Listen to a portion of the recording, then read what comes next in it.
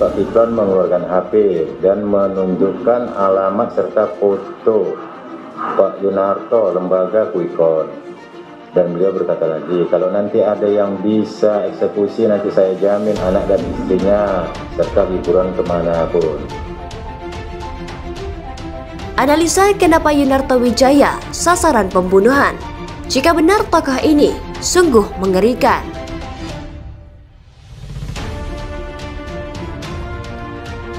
Pada titik itu sempat agak percaya nggak percaya, paling mikirnya adalah orang macam-macam doang. Walaupun memang dari 17 April zaman-zaman quick count itu puluhan tiap hari yang telepon dan WhatsApp dengan bahasanya memang udah ngancam sampai bunuh dan segala macam. Tapi agak gua anggap enteng ya, bukan enteng, gua anggap angin lalu orang ngancam pendukung yang kecewa saja tapi tidak serius. Rencana pembunuhan kepada pejabat itu kan ditujukan atau dimaksud untuk memberikan rasa takut, rasa takut agar pejabat yang bersangkutan kemudian ya mengurangi aktivitasnya, ya, lemah. Tetapi ya, kita tidak seperti itu ya. Biarpun ada ancaman pembunuhan ya kita semua tetap bekerja keras sesuai dengan prosedur yang ada. Dengan orientasi kami adalah mengamankan keselamatan negara. Ya. Soal nyawa itu ada di tangan Tuhan Yang Maha Kuasa, Allah Subhanahu wa Ta'ala.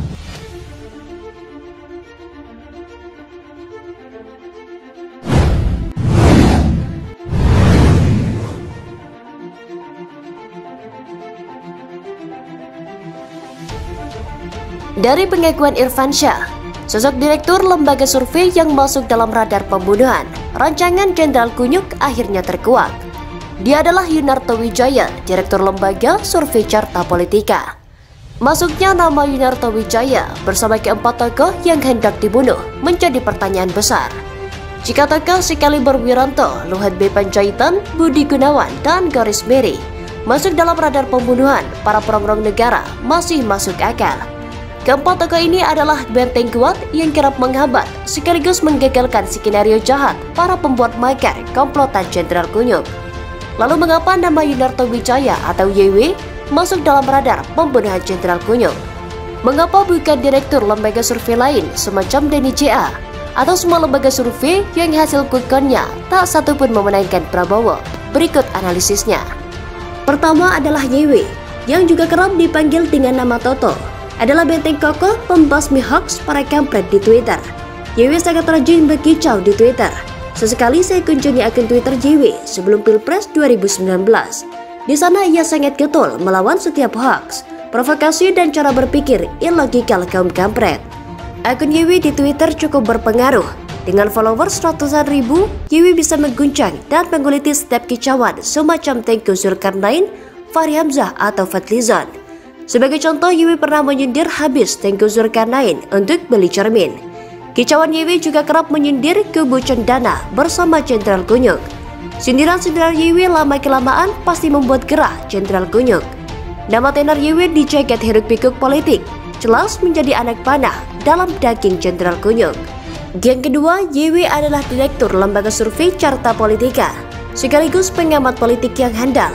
Maka tak heran YW sering diundang bicara, berkomentar, dan berdebat di televisi. Jadi YW bukan hanya hebat di Twitter, tetapi juga mukanya kerap nongol di layar kaca. Selama perhelatan kampanye Pilpres dari Oktober 2018 hingga April 2019, YW sangat lihai berargumentasi menelanjangi setiap pergerakan Prabowo dukungan Jenderal Kunyuk. Hasil-hasil survei lembaga YW juga menjadi data valid untuk menentukan setiap klaim menang kubu Prabowo. Bicara politik di bulan politik, kehadiran YW membuat dunia perpolitikan sangat menarik. Argumen YW sangat teratur dan rapi dan selalu ditunggu-tunggu oleh para penikmat kekisruhan politik. Tak heran selama Pilpres 2019, YW bertransformasi sebagai bintang politik. Ia tak kalah tenar dengan Fadlizon. Bedanya jika Fadlizon tukang nyinyir, YW juga tukang penyapu nyinyir. Dulu saya kenal nama Bima Arya yang sangat fasih bicara politik. Komentar-komentar politik Bima Arya sangat bernas dan kerap membungkam lawan-lawan debatnya. Namun kemudian Bima Arya terjun langsung membenahi pemerintahan Kota Bogor dan menjadi wali kota di sana. Selepas Bima Arya undur diri sebagai pengamat politik praktis, Tak ada lagi anak muda yang muncul dan sangat fasih bicara politik. Namun pada tahun 2012, nama Ywi kemudian meledak di ruang publik saat menjadi Direktur Eksekutif Carta Politika menggantikan Bima Arya. Alumni Universitas Parahyangan ini seolah mengisi kekosongan yang ditinggalkan oleh Bima Arya. Sejak namanya meledak, Ywi kemudian dikenal luas sebagai pengamat politik yang handal sampai sekarang. Gaya bicara Ywi langsung to the point, berani dan penuh data dan fakta, membuat kubu Prabowo terutama Jenderal Kunyuk kewalahan. Ywi juga berani membuat kontroversi. Pada awal April 2019 lalu, Ywi sempat membuat geger jagat politik Indonesia. Saat itu Ywi berani menerima tantangan para pembencinya di Twitter untuk taruhan pindah negara jika Prabowo menang. Keberanian Ywi bertaruh dan yakin 100% Prabowo kalah, membungkam dan memukul sisi psikologis kubu Prabowo.